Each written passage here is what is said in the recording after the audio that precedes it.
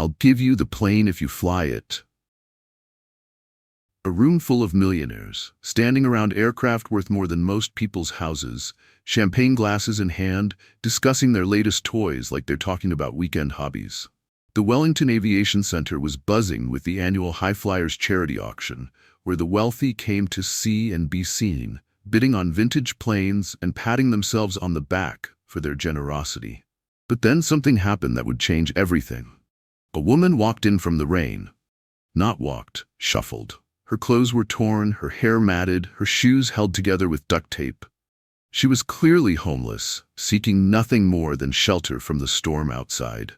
And in that moment, Marcus Wellington III, heir to an aviation fortune, collector of rare aircraft, and a man who had never worked a day in his life, saw an opportunity for entertainment. "Hey everyone, look at this," Marcus called out, his voice dripping with cruel amusement. The crowd turned, their conversations dying as they focused on the woman standing near the entrance. "I've got an idea for some real fun tonight." He walked over to his prized possession, a pristine 1940s P-51 Mustang fighter plane worth $2 million, polished to perfection. The woman's eyes followed him, and something strange happened. Instead of looking away in shame or fear, she stared at that aircraft with an intensity that should have been the first warning sign. "Tell you what," Marcus announced loudly, making sure everyone could hear, making sure all the phones were recording. "I'm feeling generous tonight. I'll give you this entire airplane, worth more money than you've probably seen in your lifetime, if you can actually fly it." The crowd erupted in laughter. Someone shouted, "Marcus, you're terrible."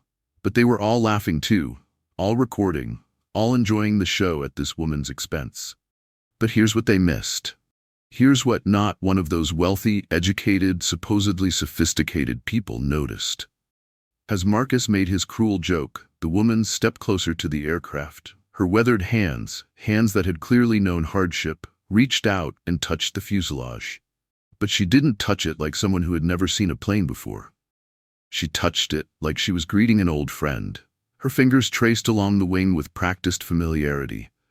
She glanced at the propeller, then up at the cockpit, her eyes scanning the aircraft with the kind of systematic precision that takes years to develop. For just a moment, despite the torn clothes and the exhaustion in her face, something else shone through. Something that looked almost like expertise. The crowd was too busy laughing to notice. Marcus was too busy basking in his own cruelty to see. But one person did notice. Tommy Rodriguez, a young mechanic working the event, stopped what he was doing and watched. Something about the way she examined that plane made the hair on the back of his neck stand up. What they didn't know, what none of them could have possibly imagined, was that the woman they were mocking had logged more flight hours than all of them combined. What they didn't know was that those weathered hands had once gripped the controls of fighter jets, transport planes, and commercial aircraft across 3 decades of service. What they didn't know was that they weren't looking at just another homeless person seeking shelter. They were looking at Captain Sarah Storm Washington, one of the most decorated pilots in military history. But we're getting ahead of ourselves. Let me tell you how a woman who once commanded the skies ended up being mocked in a hangar by people who wouldn't last 5 minutes in her world. Sarah Washington was 58 years old, and for the past 6 months, the streets had been her home.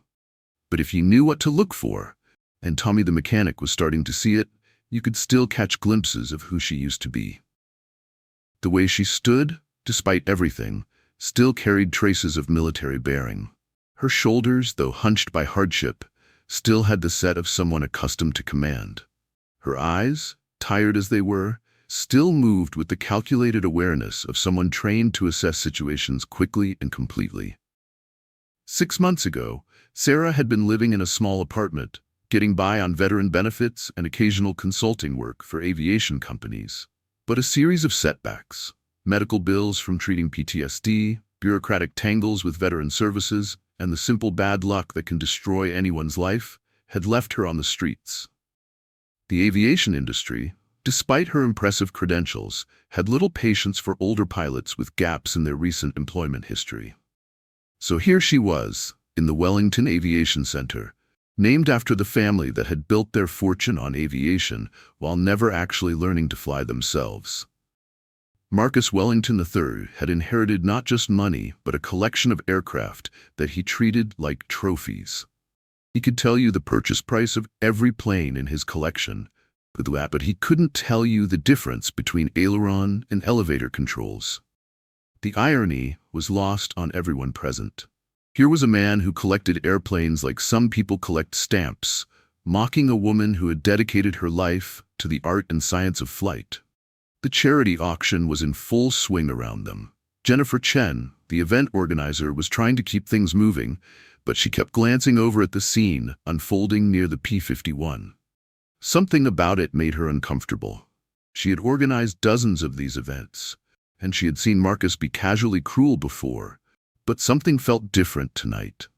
The other attendees, tech executives, real estate moguls, inherited wealth from various industries, clustered around with their phones out, recording what they thought would be an amusing social media story about a homeless person being put in their place. 75% of you that watch this channel frequently do not subscribe. If you've ever enjoyed our videos, please could you do me a favor and subscribe? It helps this channel more than you know, and tell me in the comments section from which part of the world are you watching right now? The woman they were all mocking looked around the circle of faces, all of them waiting for her to back down, to slink away in shame, to know her place.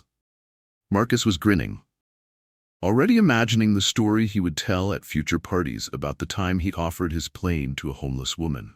Sarah Washington took a deep breath. She looked once more at the P-51 Mustang, an aircraft she knew better than Marcus could ever imagine. And then, in a voice that carried just a hint of the authority she had once commanded, she said something that would change everything. "I accept your offer. But let me back up and tell you exactly how we got to this moment, because the cruelty that led here was worse than you can imagine." When Sarah first stepped through those hangar doors, she wasn't looking for confrontation. She wasn't looking for attention. She was simply a human being seeking shelter from a thunderstorm that had turned the streets into rivers. Her clothes were soaked through, her thin jacket providing no protection against the October rain that had been pounding the city for hours. The moment she crossed that threshold, conversation stopped. Not out of concern or compassion, but out of the kind of uncomfortable recognition that happens when two different worlds collide. Here were people in $1,000 suits and designer dresses, standing next to aircraft worth more than most people's homes, and suddenly they were confronted with the reality they usually drove past without a second glance. Marcus Wellington saw her first, and his reaction was immediate.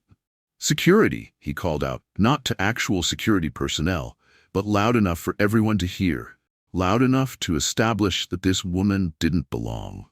"I think someone took a wrong turn from the soup kitchen." The laughter that followed was the kind that makes your stomach turn.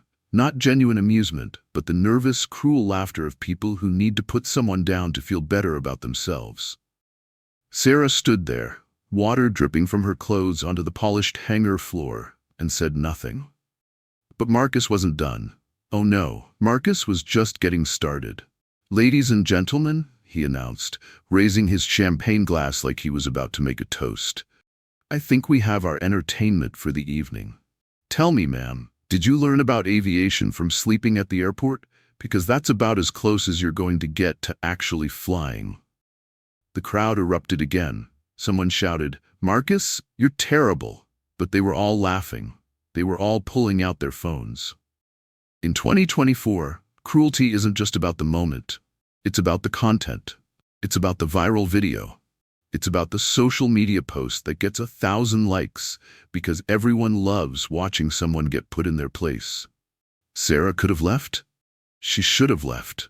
Any reasonable person would have turned around and walked back out into that storm rather than endure what was happening. But something kept her feet planted on that hangar floor. Maybe it was pride. Maybe it was stubbornness.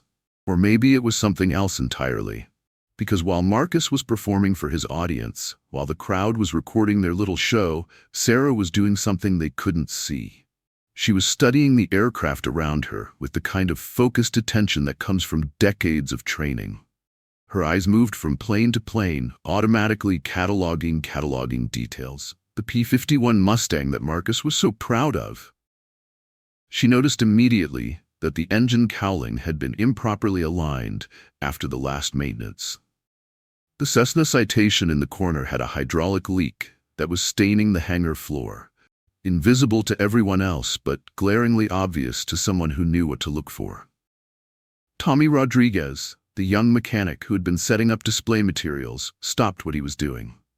He watched as this homeless woman's gaze moved across the aircraft with systematic precision. The way she was looking at these planes, it reminded him of his instructor at aviation school. It reminded him of the old-timers who could spot problems just by listening to an engine run. "Maybe she thinks she's a pilot," someone in the crowd called out. "Did you fly helicopters in your dreams last night?" More laughter. More phones recording. Social media posts were already being crafted in people's minds. "You won't believe what happened at the charity auction tonight." But Sarah remained silent. She absorbed every cruel word, every mocking laugh, with a dignity that should have shamed every person in that room. She didn't defend herself. She didn't argue. She didn't even acknowledge the comments. She just stood there, soaking wet and utterly alone, while dozens of people treated her like entertainment. Marcus stepped closer to her, emboldened by the crowd's response. "You know what? I'm feeling generous tonight. This is a charity event after all." He gestured grandly toward his prized P-51. "I'll tell you what I'm going to do. I'll give you this airplane, worth more money than you'll see in 10 lifetimes, if you can actually fly it." The challenge hung in the air like a physical thing. Phones were recording from every angle. Someone started a live stream. This was the content they had been waiting for. The moment when the homeless woman would finally break down, finally admit she didn't belong, finally give them the satisfaction of knowing their place in the world was secure. "Come on," Marcus pressed, his voice getting louder, more theatrical. "Show us what you know about aviation. Tell us about all those flying lessons you took between sleeping on park benches." The cruelty was breathtaking in its casual nature. These people, successful, educated, supposedly civilized people, were participating in the systematic humiliation of another human being, and they were enjoying it. They were recording it. They were making it into a shared experience of superiority. Tommy couldn't take it anymore. He stepped forward, ready to say something, anything, to stop what was happening.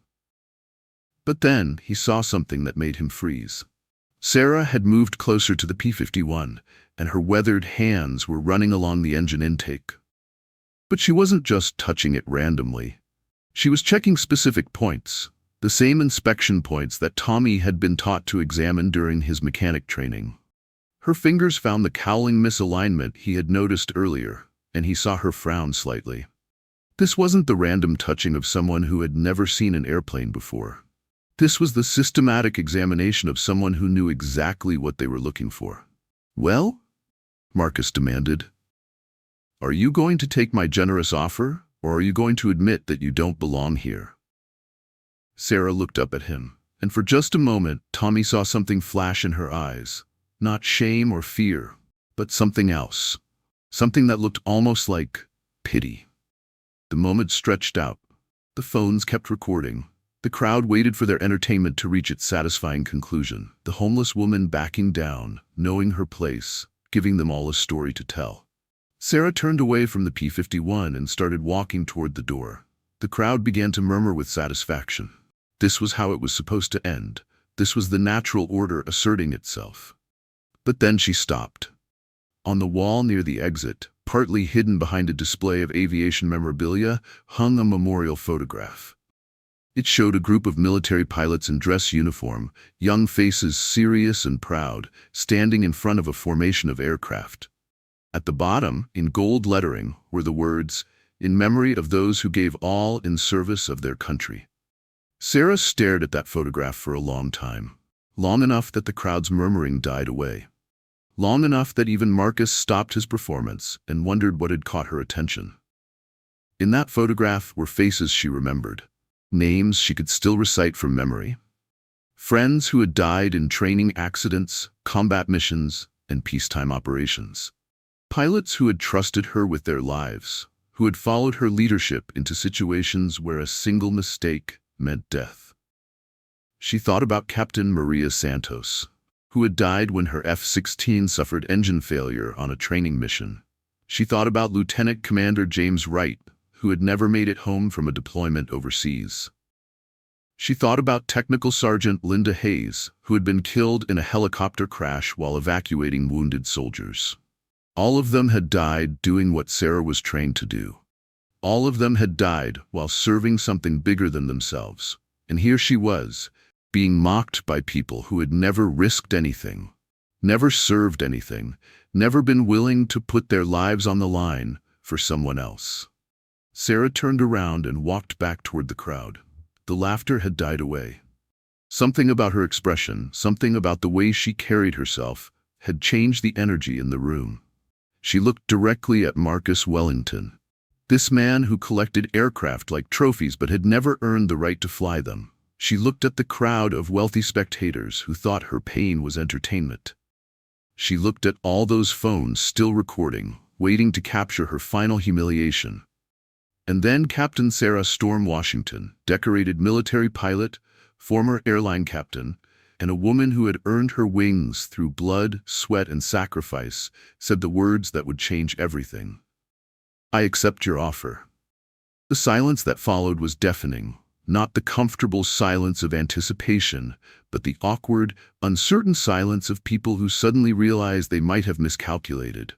Marcus's confident grin faltered for just a moment before he recovered, but that moment was enough.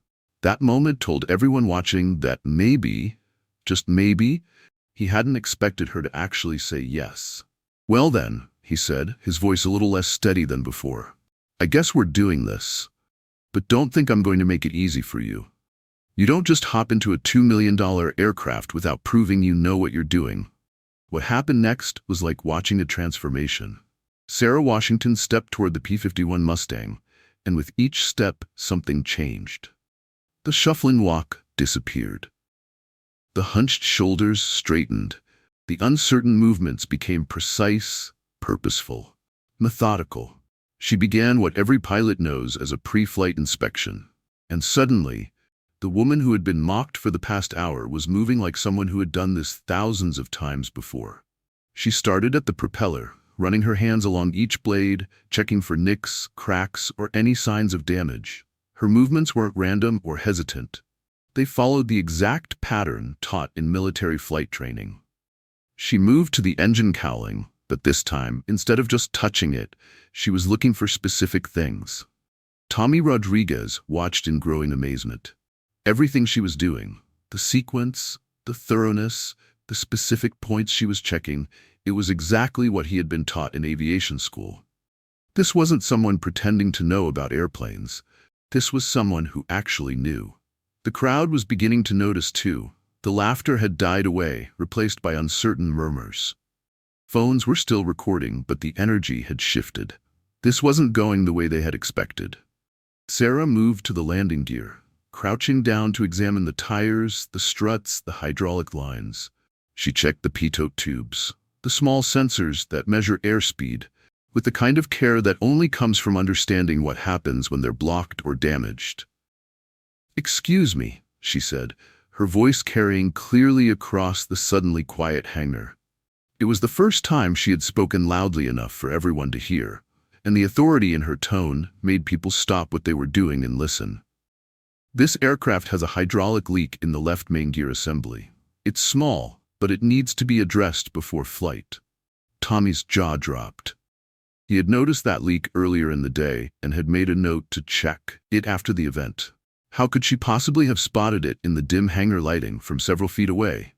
That's correct," Tommy said, his voice barely above a whisper. Then, louder. "That's absolutely correct. I identified that same issue during maintenance this afternoon." The crowd's murmurs grew louder. Marcus's face had gone pale. This was not how his little show was supposed to unfold. But Sarah wasn't done. She continued her inspection, checking control surfaces, examining the canopy mechanism, testing the security of access panels. Every movement was economical, professional, exact. This wasn't someone who had learned about airplanes from books or movies. This was someone who had lived and breathed aviation. Jennifer Chen, the event organizer, had been watching from across the hangar with growing unease. Something about this situation felt wrong. Not wrong in a dangerous way, but wrong in the way that meant she was missing something important. She stepped outside and made a phone call. "Maria, it's Jennifer. I need you to look up someone for me." Sarah Washington, African-American woman, approximately 58 years old, possible military background. She paused, listening. "Yes, I'll hold." Back inside the hangar, Sarah had moved to the cockpit. She was examining the instrument panel with the same systematic approach, but now something else was happening. Tommy could see her face more clearly as she looked at the gauges and controls, and what he saw there wasn't just knowledge, it was recognition. Like she was looking at old friends. "This is a 1944 P-51D, she said, not to anyone in particular, just stating a fact. Rolls-Royce Merlin V-Fiend 1657 engine, 1,490 horsepower. Maximum speed 437 miles per hour. Service ceiling 41,900 feet. She paused, running her hand along the stick. "Beautiful aircraft. They don't make them like this anymore." The specifications rolled off her tongue like she was reciting her own name. Marcus Wellington, who had bought this plane primarily because it looked impressive at parties, couldn't have told you half of what she had just rattled off without looking at the documentation. The crowd was no longer laughing. They were staring. Some were still recording, but now it was with the fascination of people watching something they couldn't understand, rather than the cruelty of people enjoying someone else's humiliation. Jennifer's phone rang. "Yes, Maria, I'm here." She listened for a long moment, her expression changing from confusion to shock to something approaching awe. "Are you sure? Can you email me what you found?" "Yes, I'll wait." Sarah had completed her external inspection and was now sitting in the cockpit, her hands moving across the controls with practiced familiarity. She wasn't just sitting there. She was going through what every pilot knows as the pre-start checklist, even though the engine wasn't going to be started. "Mixture rich, propeller high RPM, cowl flaps open," she murmured, her hands finding each control automatically. "Master switch on, fuel boost pump on, throttle cracked." She went through the entire sequence flawlessly, her movements confident and sure. Tommy couldn't contain himself any longer. "Ma'am," he called out, "where did you learn to fly?" Sarah looked up from the cockpit, and for the first time since this whole ordeal began, she smiled. Not a bitter smile or a sad smile, but the smile of someone remembering better times. "United States Air Force," she said simply. 22 years of service." The crowd's reaction was immediate and electric. Conversations exploded across the hangar as people tried to process what they had just heard. Marcus looked like he was going to be sick, but Sarah wasn't finished. She climbed down from the cockpit and faced the crowd that had been mocking her just minutes earlier. "I was Sarah Washington, call sign Storm," she continued, her voice growing stronger with each word. "I flew F-16 Fighting Falcons, C-130 Hercules transport aircraft, and T-38 Talon trainers. After my military service, I spent 12 years as a commercial airline pilot, flying Boeing 737-757s for Delta Airlines." Jennifer's phone buzzed with an incoming email. She opened it and began reading, her eyes growing wider with each line. "I logged over 8,000 hours of military flight time," Sarah continued, "including 2 combat deployments. I was the first African-American female fighter pilot in my squadron, and I trained more than 200 pilots during my career as an instructor." The hangar had gone completely silent. You could have heard a pin drop. Every phone was now recording not cruelty, but history. Not humiliation, but revelation. Jennifer looked up from her phone, her face pale with shock. "Ladies and gentlemen," she called out, her voice carrying across the hangar, "I just received confirmation from the Air Force Personnel Center. Captain Sarah Washington was awarded the Distinguished Flying Cross, the Air Medal with 3 oak leaf clusters, and the Meritorious Service Medal with 2 oak leaf clusters." She paused, looking directly at Sarah with something approaching reverence. "She's not just a pilot. She's a decorated war hero." Marcus Wellington stood frozen, his champagne glass forgotten in his hand as the full magnitude of his mistake became clear. He had just spent an hour mocking one of the most qualified pilots in the country. He had offered to give away his airplane to someone who was infinitely more qualified to fly it than he would ever be. But the story wasn't over, because everyone in that hangar was about to learn that heroes can fall, that even the most decorated veterans can find themselves forgotten by the system they served, and that sometimes the people we walk past on the street have lived lives we can't even imagine. "So yes, Mr. Wellington," Sarah said, looking directly at the man who had humiliated her in front of dozens of people. "I'll take that bet. But first, you might want to fix that hydraulic leak." What happened next was nothing short of extraordinary, because sometimes, just sometimes, the universe provides a moment of perfect justice. Sometimes the person who has been knocked down gets the chance to rise up and show the world exactly who they are. The hangar buzzed with activity as preparations began. Tommy Rodriguez, still in shock from the revelation, immediately went to work addressing the hydraulic issues Sarah had identified. Jennifer Chen found herself coordinating with air traffic control to clear airspace for what was about to become the most watched flight in the history of private aviation. And Marcus Wellington? Marcus was starting to realize that his cruel joke might cost him $2 million. "Now wait just a minute," he started to say, but the crowd wasn't having it. The same people who had been laughing at Sarah's expense 20 minutes earlier were now invested in seeing her succeed. The phones that had been recording her humiliation were now documenting what was shaping up to be the most remarkable comeback story they had ever witnessed. Sarah walked toward the P-51 with the same purposeful stride she had used during her inspection. But now there was something more. The confidence that had been beaten down by months on the street, the authority that had been eroded by a system that forgot its veterans, the pride that had been buried under layers of hardship and loss, it was all coming back. She climbed into the cockpit like she was coming home. Her hands found every control, every switch, every gauge without hesitation. The muscle memory of 22 years of military service and 12 years of commercial flying doesn't just disappear. It had been waiting, dormant but ready for exactly this moment. The engine startup was flawless. The Rolls-Royce Merlin V1650 roared to life with the distinctive sound that had once dominated the skies over Europe in World War II. Sarah ran through her engine checks with the precision of someone who had done this thousands of times before. But there was something more in her movements now. There was joy. As the P-51 began to taxi toward the runway, the crowd pressed against the hangar windows. Social media was exploding. The live streams that had started as cruel entertainment were now being shared across platforms as something entirely different. A story of redemption, of dignity reclaimed, of a hero revealing herself. Tommy grabbed a pair of binoculars and followed the aircraft's movement. "I can't believe this is happening," he whispered to Jennifer, who was standing beside him when pressed to her ear, trying to coordinate with the control tower. "Tower, this is Wellington Aviation," she was saying. "We have an unusual situation here. We need clearance for a demonstration flight in a P-51 Mustang." The tower's response crackled through the radio. "Wellington Aviation, did you say P-51? Who's your pilot?" Jennifer looked out at the aircraft now positioned at the end of the runway, then back at the crowd of wealthy spectators who were about to witness something they would never forget. "A decorated Air Force veteran," she replied. "Call sign Storm." The takeoff was poetry in motion. Sarah brought the throttle forward smoothly, and the Mustang accelerated down the runway with the kind of precise control that only comes from a lifetime of flying. The aircraft lifted off exactly where it was supposed to, climbing at the optimal angle, every movement controlled and deliberate.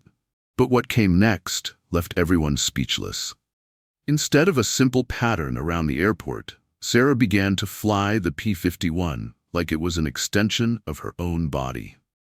She started with a series of gentle turns, demonstrating the aircraft's responsiveness, but then she began to show what decades of fighter pilot training really looked like. A barrel roll, executed with such precision that the aircraft seemed to dance through the air.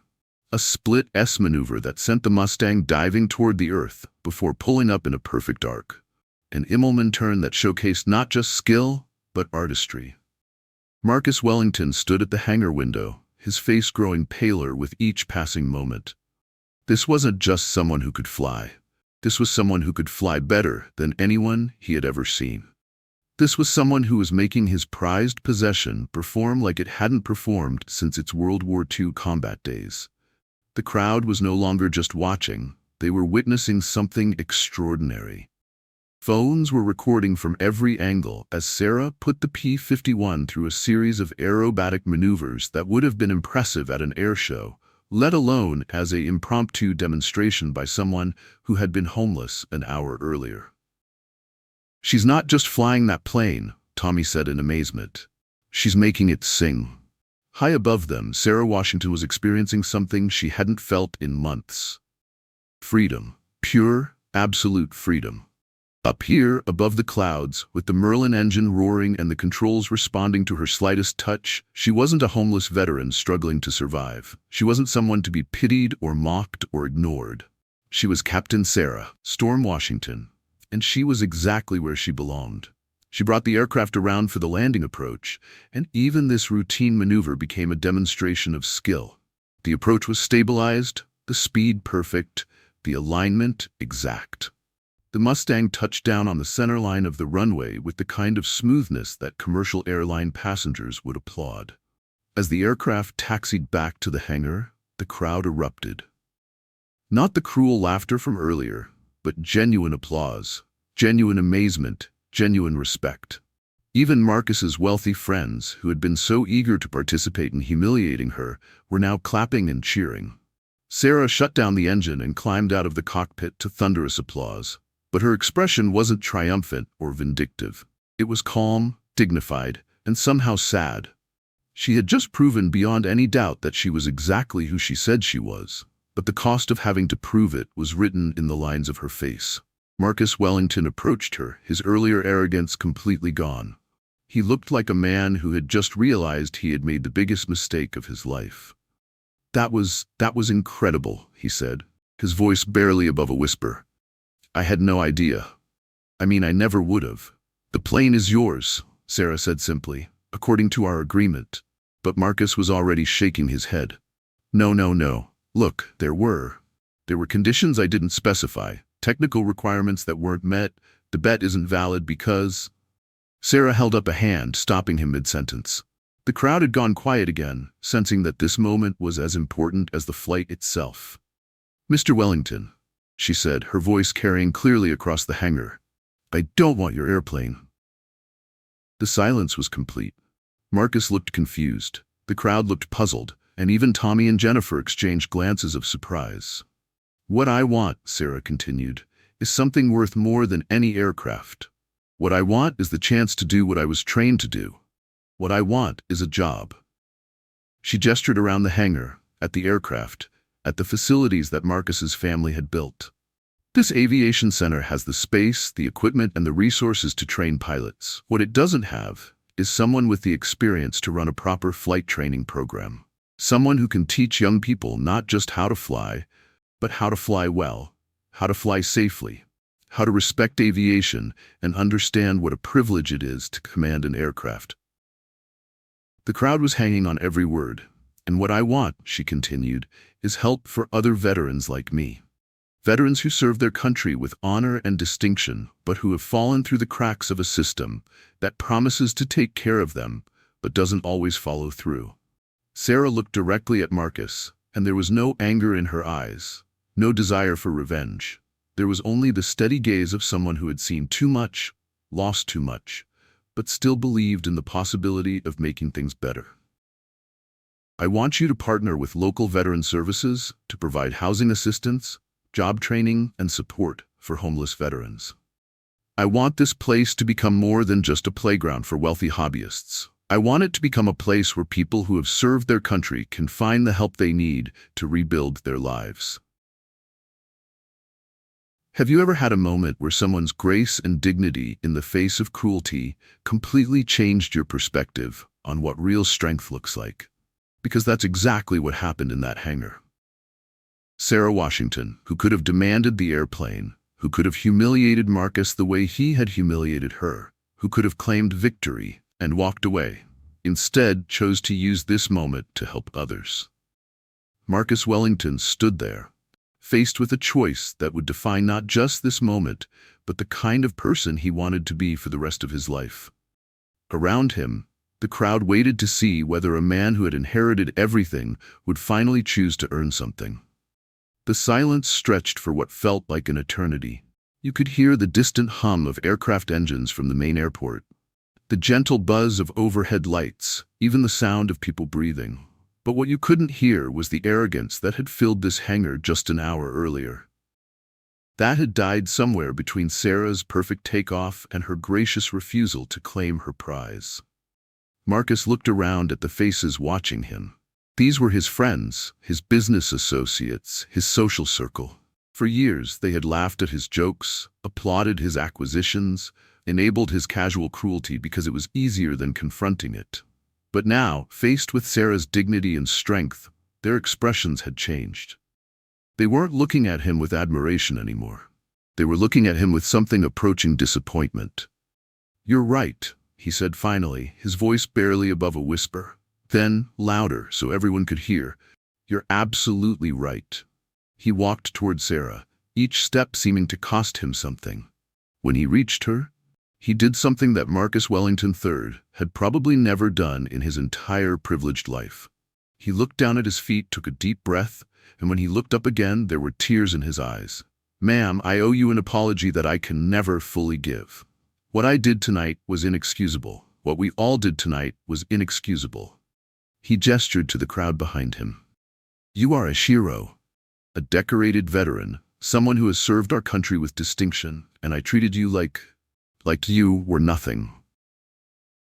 The hangar was so quiet you could have heard a pin drop.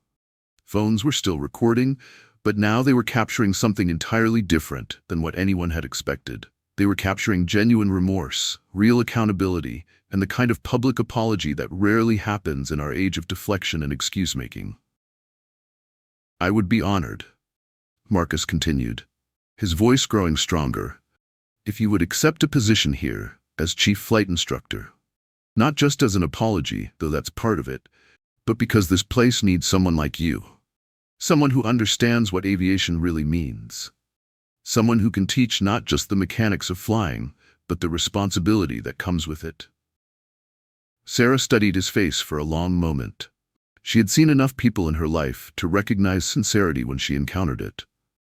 And what she saw in Marcus's eyes wasn't the calculated apology of someone trying to save face. It was genuine shame and a genuine desire to make things right.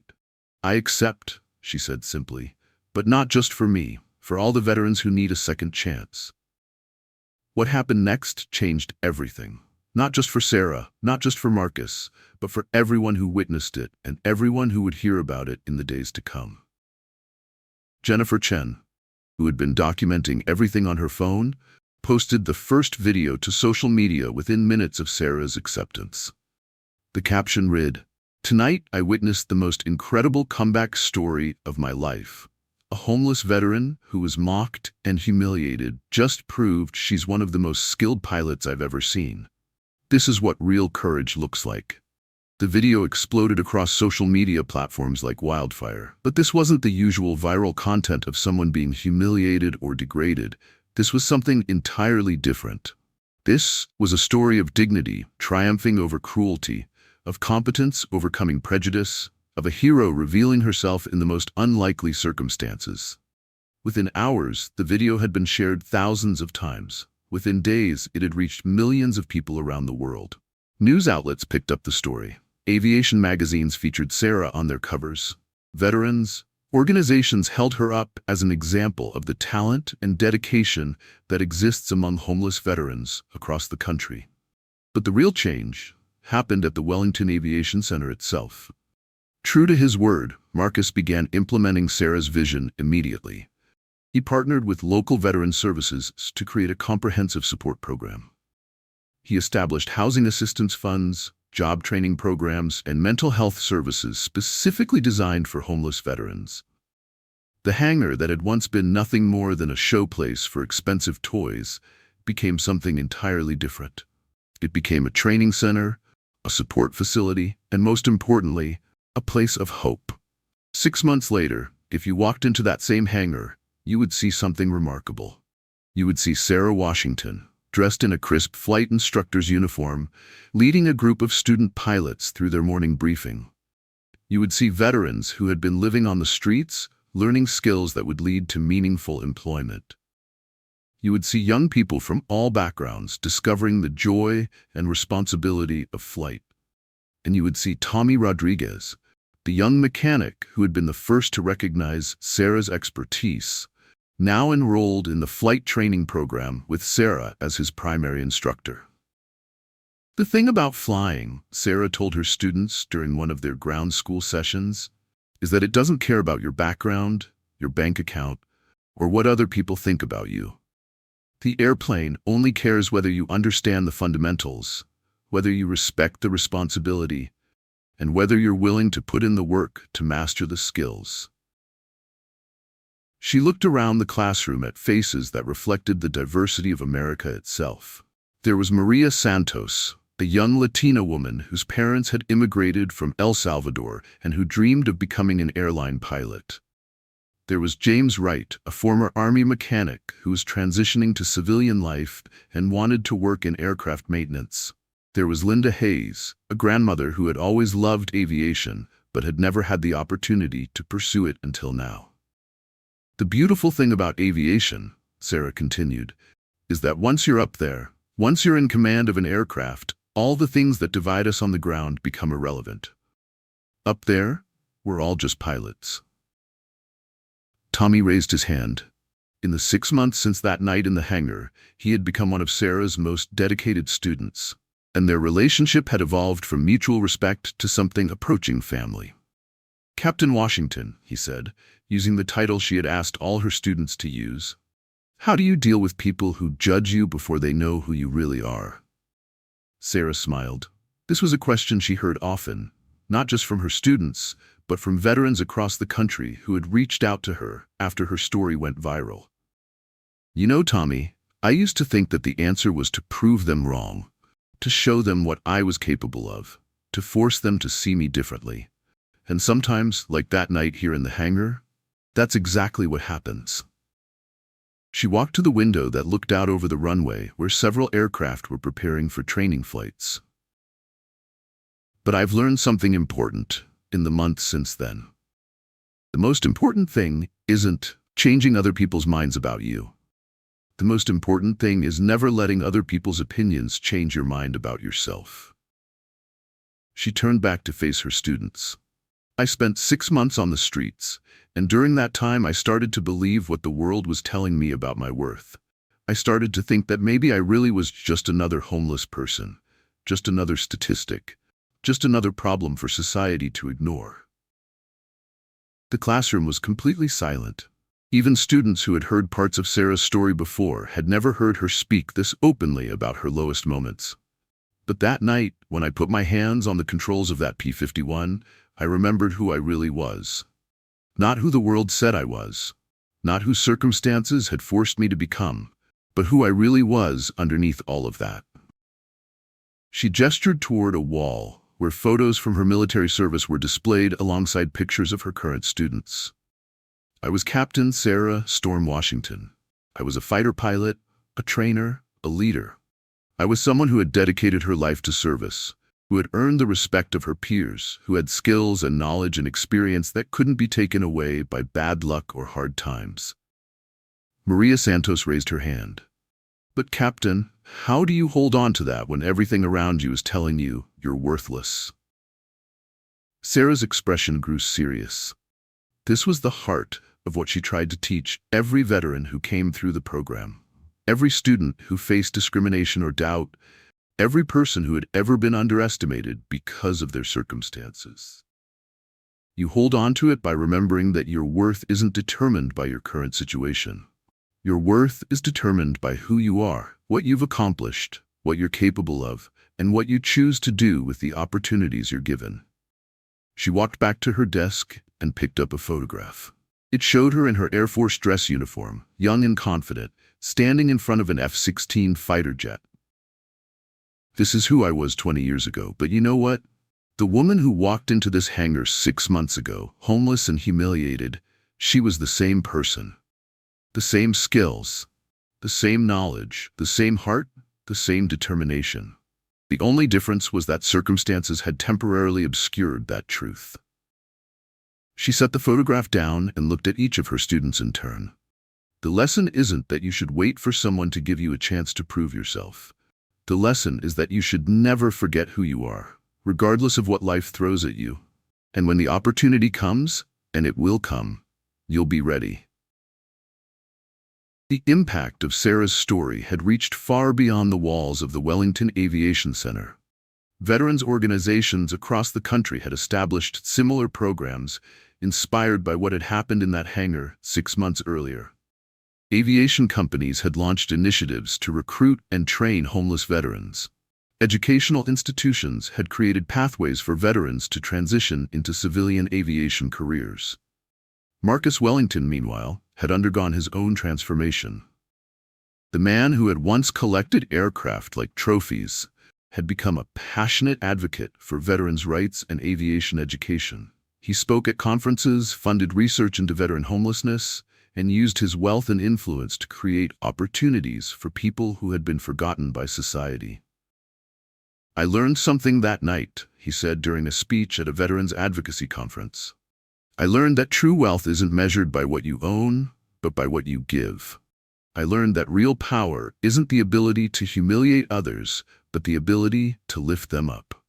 The audience, mostly veterans and their families, listened intently as this man who had once been the villain of the story spoke about redemption and responsibility. "Sarah Washington taught me that heroism isn't just about what you do in uniform, though that's certainly part of it. Heroism is about how you respond when life knocks you down. It's about maintaining your dignity when others try to take it from you. It's about using your second chance, not just to rebuild your own life, but to help others rebuild theirs." Back at the Aviation Center, Sarah's program had become a model for veteran reintegration efforts nationwide. But for her, the real measure of success wasn't in the media attention or the awards or the recognition. It was in the faces of her students as they soloed for the first time, in the letters from veterans who had found housing and employment through the program, in the knowledge that she was using her skills and experience to make a difference. "You know," Tommy said to her one afternoon as they walked across the hangar toward his training aircraft, "I keep thinking about that night when you first came here. When Mr. Wellington made that bet about the airplane." Sarah smiled. "What about it?" "Well, he thought he was humiliating you by offering you something you couldn't possibly earn. But what he actually did was give you exactly what you needed, a chance to show who you really were." Sarah stopped walking and looked at her young student. In the months since that night, Tommy had become more than just a student. He had become like a son to her, and she had become the mentor and mother figure he had never had. "You know what the real irony is, Tommy? He was right about one thing. I couldn't have earned that airplane." Tommy looked confused. "What do you mean?" "You flew it perfectly. You won the bet fair and square." Sarah shook her head. "No, I didn't earn that airplane that night. I had earned it 20 years earlier when I first put on the uniform. I had earned it in training, in combat, in all the years I spent serving my country and teaching others to fly." She looked around the hangar at the bustle of activity. Students preparing for flights, veterans working with counselors, mechanics teaching aircraft maintenance to young people who had never imagined such opportunities. The airplane was never the prize, Tommy. This was the prize. This chance to serve again, to teach again, to make a difference again. That airplane was just the vehicle that got us here. As the months turned into a year, Sarah's story continued to inspire people around the world. But for her, the most meaningful moments weren't the television interviews or the speaking engagements or the award ceremonies. They were the quiet moments in the classroom, the successful check rides, the first solo flights, the graduation ceremonies where former homeless veterans received their pilot certificates or aviation maintenance licenses. Have you ever experienced a moment where someone's faith in you changed the entire trajectory of your life? Because that's what Sarah Washington gave to dozens of veterans and hundreds of students. She gave them the gift of seeing themselves not as society saw them, but as she saw them, as people with unlimited potential, regardless of their current circumstances. The Wellington Aviation Center had become more than just a training facility. It had become a symbol of second chances, of the power of dignity over cruelty, of the importance of never giving up on someone because of how they look or where they come from. And Sarah Washington, the woman who had walked into a hangar seeking shelter from a storm, had become something she had never expected to be. She had become a teacher, a mentor, symbol of hope, and most importantly, a reminder that heroism isn't just about the uniform you wear or the medals on your chest. True heroism is about who you choose to be when nobody's watching, how you treat others when you have the power to help or hurt them, and what you do with your abilities when you get the chance to use them again. Never judge someone's capability by their current circumstances. Sarah told a group of aviation industry executives during a conference on veteran employment. Because you might be looking at your next chief pilot, your best instructor, your most dedicated employee. You might be looking at someone who could change your entire organization for the better. She paused, looking out at the audience of successful, influential people who held the power to hire, to promote, to create opportunities. Or you might be looking at someone who could change your life if you give them the chance. The final shot of our story takes place 1 year after that night in the hangar. Sarah Washington stands in front of a group of student pilots, all of them preparing for their final check rides. She's wearing her instructor's uniform, her wings gleaming on her chest, her bearing proud and confident. Behind her, painted on the wall of the classroom, are the words that have become the motto of the Wellington Aviation Center. Excellence through service, opportunity through respect, hope through second chances. And as she looks at her students, veterans and civilians, young and old, from every background imaginable, she sees not their current circumstances, but their unlimited potential. Wait. If you've been inspired by Sarah's story of resilience, redemption, and the power of never giving up, make sure to subscribe to our channel and hit that notification bell. Stories like this remind us that heroes are all around us, often in the most unexpected places, waiting for someone to see their true worth. Because in a world that's quick to judge and slow to forgive, we all need to remember Captain Sarah Washington's most important lesson. Never judge someone's capability by their current circumstances. You might just be looking at exactly the person you need. I'll give you the plane if you fly it. A room full of millionaires, standing around aircraft worth more than most people's houses, champagne glasses in hand, discussing their latest toys like they're talking about weekend hobbies. The Wellington Aviation Center was buzzing with the annual High Flyers charity auction, where the wealthy came to see and be seen, bidding on vintage planes and patting themselves on the back for their generosity.